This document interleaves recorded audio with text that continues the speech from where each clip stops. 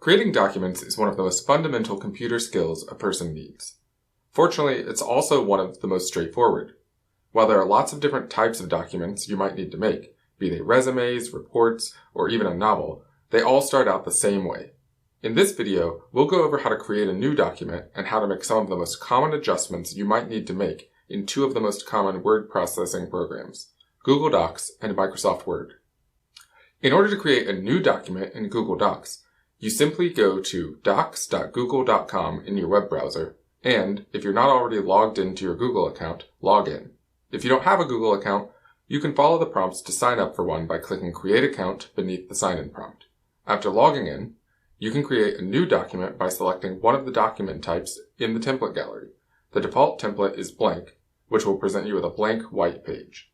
If you need something more specific, you can open the template gallery at the top of the page, where you can access specialized templates for various types of documents you might want to make.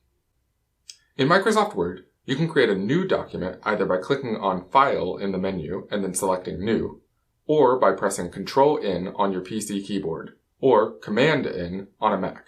The Command key is the one that looks like a clover. If you're using a Mac, you'll use this key instead of Control for any of the keyboard commands mentioned in this video. Once you've created a new document, Word will ask you if you'd like to use a template.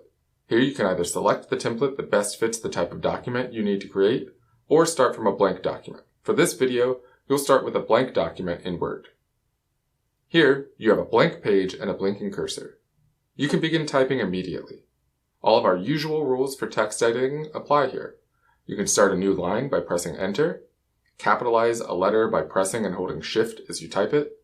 You can select text with the mouse by clicking and holding at the beginning of the portion of text you'd like to highlight and dragging your mouse to the end of that portion before letting go of the mouse. Copy with Ctrl-C, paste with Ctrl-V, cut with Ctrl-X. This can be helpful whenever you want to repeat a phrase or move it to another location in your document. If your document is more than a few sentences long, you'll probably want to begin a new paragraph. Depending on the style you're looking for, you may want to begin that paragraph with an indent, which moves the text of the first line in from the page margin. The easiest way to do this is by tapping the Tab button on your keyboard. Often, when creating a document, you'll want to change the font or font size.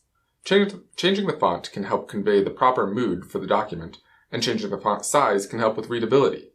In order to do that for the entire document, you'll need to select all of the text. The easiest way to do that is by pressing Ctrl-A or Command-A on the keyboard. After doing this, you can select a new font in the menu above the page. Here there's a drop-down menu with all the available fonts. While there are a large number of options, if you're creating a professional document, you'll want to stick to a few basic fonts. Examples of good fonts for professional documents are Calibri, Times New Roman, Arial, and Garamond. Some fonts should never, ever be used in a professional context, and those are fonts like Comic Sans. You can also change the font size by selecting the drop-down menu here. For either the font or the font size, you can change it for just a portion of the text by first selecting the part of the text you want to change with the mouse, and then choosing the new font or font size. If you're making something other than a resume or simple document, you may wish to include images. If you want to insert an image into your document, first place your cursor where you want to insert your image. Then, in Google Docs, click on Insert, then select Image in the menu. This will allow you to choose the image you wish to insert from your computer's file system.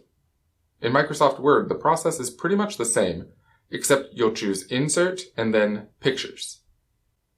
If you ever make a mistake and want to go back to the way you had things before, you can simply press Ctrl-Z to go back a step. If you change your mind, you can redo your changes by pressing Ctrl-Y. This allows you the freedom to play around with new fonts or formatting without worrying that you won't be able to fix it after. But keep in mind that after you've saved and closed your file, you won't be able to use undo to go back to a previous version. Occasionally, we all make spelling or grammar mistakes. Today's word processors generally try to help us out by underlining words they think you might have misspelled or passages that might be ungrammatical. If you see that a word that you've typed is underlined in blue or red, that's the word processor's processor's way of letting you know that you may have made a mistake. Usually you can correct this by right-clicking on the word and selecting the correct version. Sometimes though, especially with names, the word processor can get things wrong.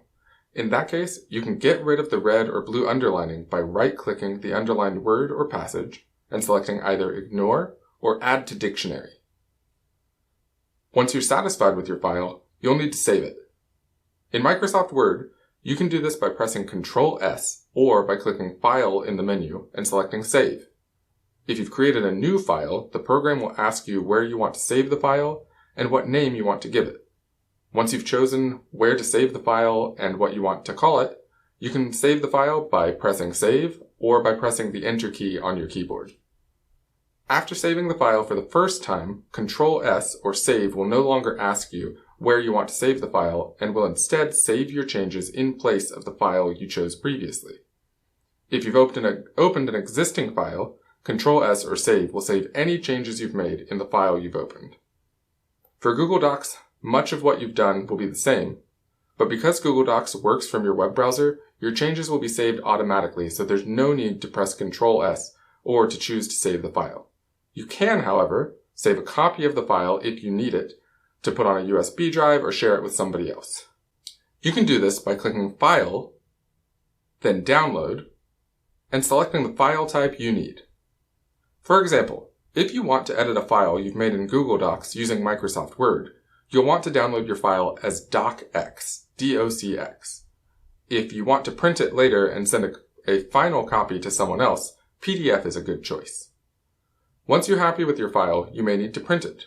If you have a printer that's set up, this is as simple as pressing Ctrl+P on your keyboard or selecting Print from the menu. If you don't have a printer, you can save your file as a PDF. A PDF is a special type of file that's different from a normal word processor file. Unlike a word processor file, a PDF stores all the information a computer needs to properly display or print a file. It also can't be edited the same way as a text file. This helps if you need to create a final version of a file that won't be compromised when you send it, or if you want to send it to someone else to print. In Google Docs, you can do this just as described before by clicking File, then Download, then PDF. Your computer will download it to your Downloads folder. If you're using a shared computer, make sure to move that document out of that folder when you're finished. All of the things we've discussed in this video take practice to get better at, but they're essential for many jobs and for all educational programs these days. Make sure to carefully practice each step that we went over and get more help online or at the center if you feel you'd like to get even better. Thanks.